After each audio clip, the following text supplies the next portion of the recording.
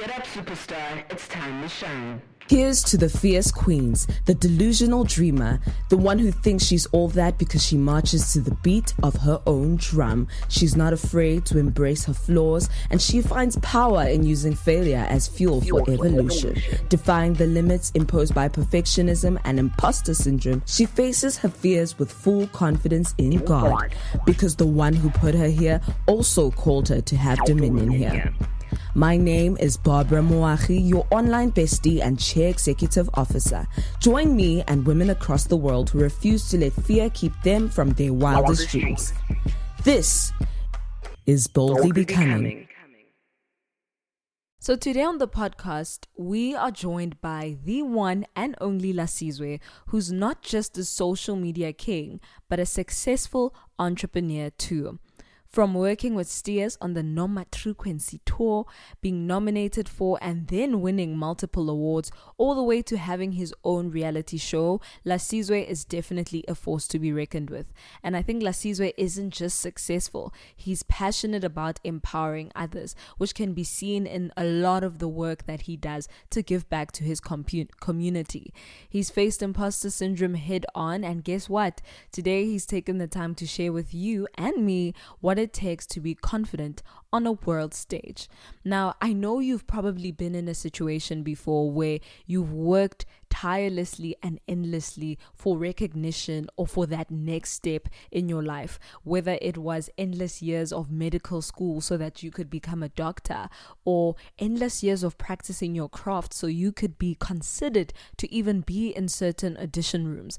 But it's almost as if the moment you're in theater or the moment you're in the audition room, you start to question your capabilities. The nerves start to kick in, and instead of experiencing excitement, you then start to experience some sort of self-doubt. You start to question whether people around you will think that you were on the list by mistake, or you were placed in that position, in that job, in that hospital by accident.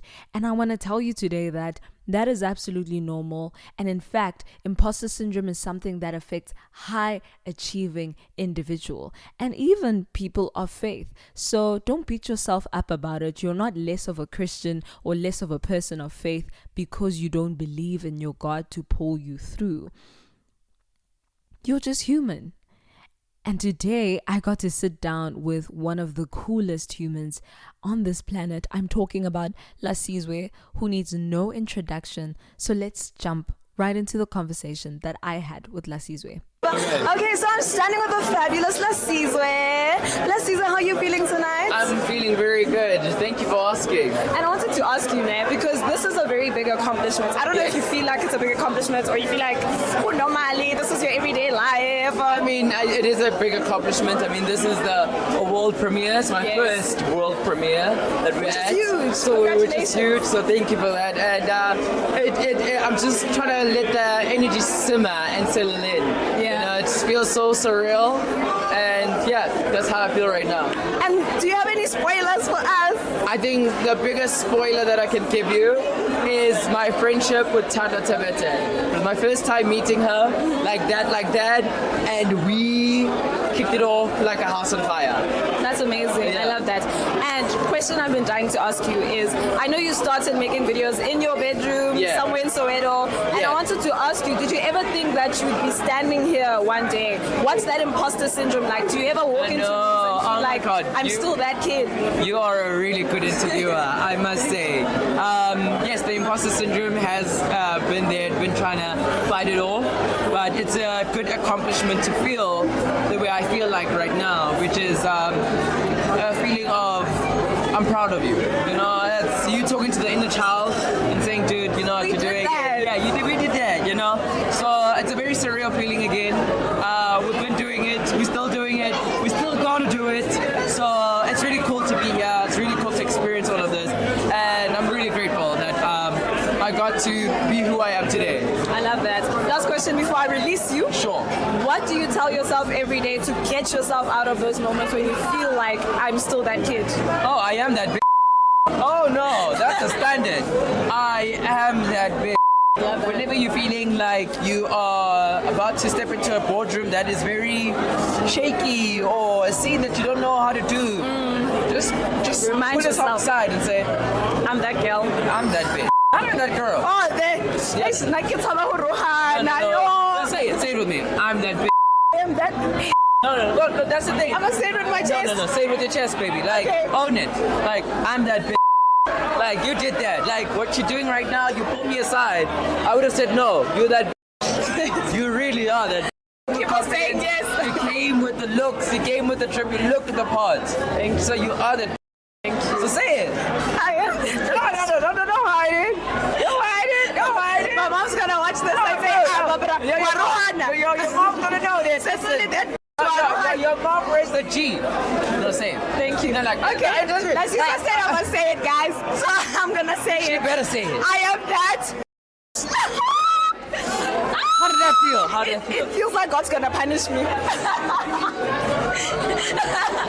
Kadlala, but Don't thank worry. you. Don't worry. Thank you so much for your time. It was Thank you. fabulous having you. Lovely seeing you. You look amazing. Hope to see you more in the future. You will see me more in the future. Cool. Absolutely. Cool. Cheers. Thank you. Now, I don't know if you could tell, but Lasizwe is such a gem because even in as much as I was showering him with compliments and affirmation of the work that he has done, and as much as he was the guest in this interviewer situation, he definitely still took the time to pour back into me and acknowledge the good that I was doing and affirm everything that I was doing. So shout out to Lasizwe for that. But there are 3 practical tips that I wanted to pull out of my conversation with Lasizwe that I thought you might love to take away from. And number 1 that he mentioned is that you really need to work hard. And I mean, working hard is a way to honor the gifts that God has given you anyway. Lasizwe emphasizes hard work and how when you own your skills and knowledge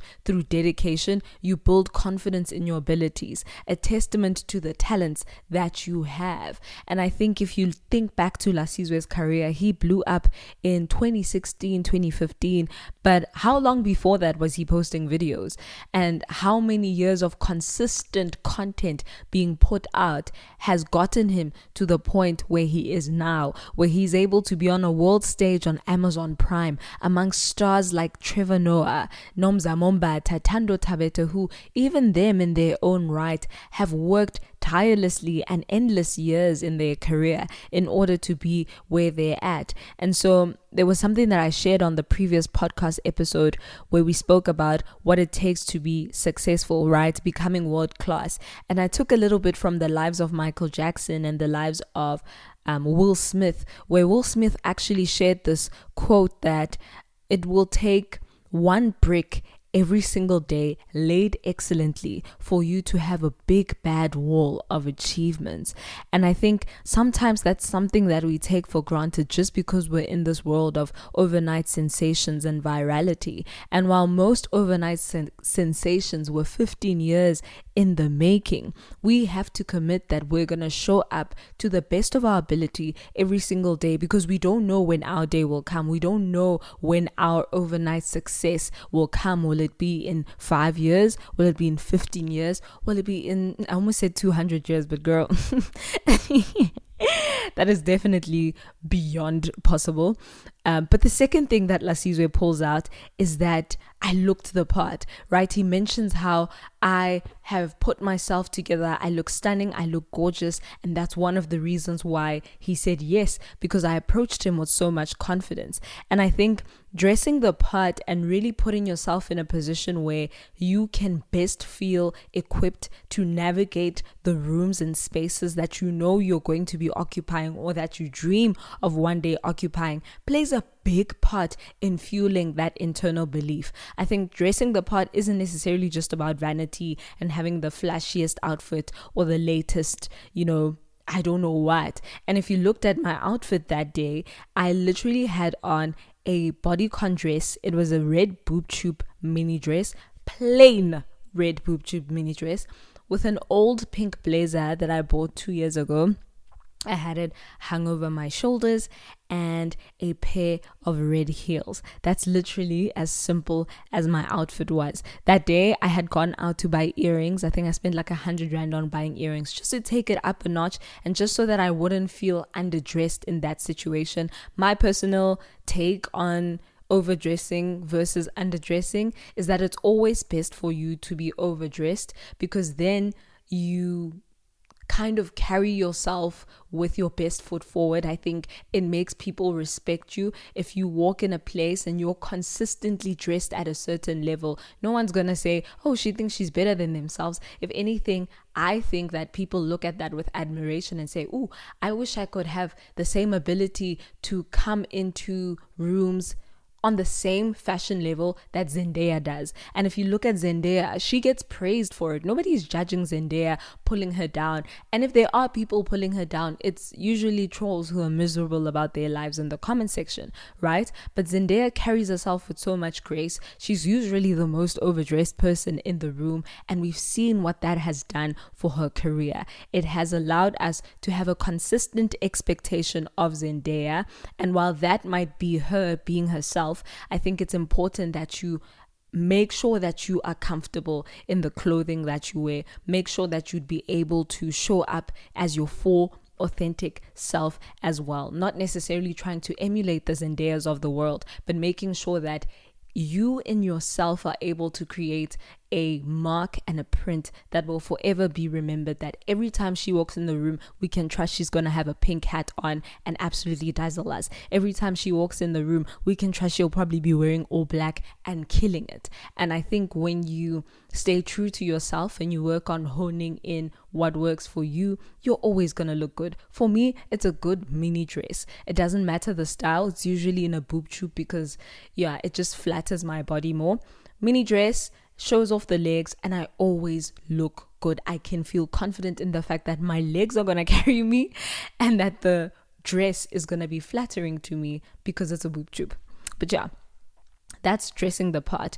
When you project confidence on the outside, it will inspire a positive shift in your inner dialogue, how you think about the way people are relating to you in the spaces that you're in. And I think it kind of helps you shift the focus from being self-conscious to being self-confident. And now you can focus your energy more on how you can stay present and interact with people, as you would have heard in my conversation with Lasizwe.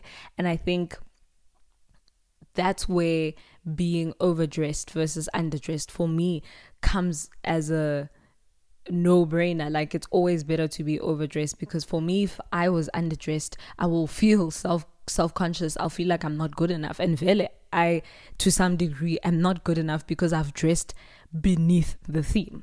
Moving on to the very last point that he shared with me, and that was positive self-talk.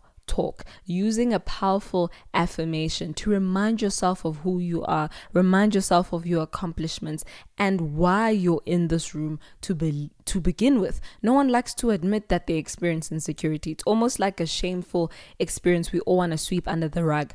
But Lasizwe makes it so clear that it's important to talk directly to the shame, right? He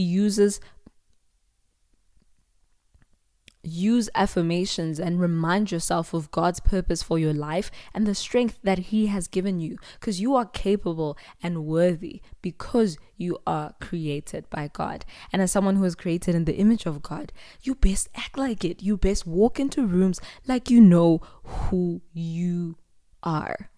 All right, that's all for me today. Very short episode, but I really hope that it was insightful. I think the 1 hour episodes are always great because we get to hang out for a long period of time. But what I'm really enjoying with this shorter format is that we can get straight to the point, straight to the good stuff, and straight to growing and glowing. Why am I saying growing and glowing? Because that's definitely some Courtney and Renee influence. But yeah, otherwise, I'll see you guys next week. Don't forget to review this podcast. If you enjoyed this episode, make sure that you screen record the portion that stood out to you and share it on your social media. I'd love to hear from you. It's affirming to get that feedback from you, and also it lets the world know that something special is going on this corner of the internet. So until next time, remember, that I believe in you and God believes in you. So go out there and kill it. Washa.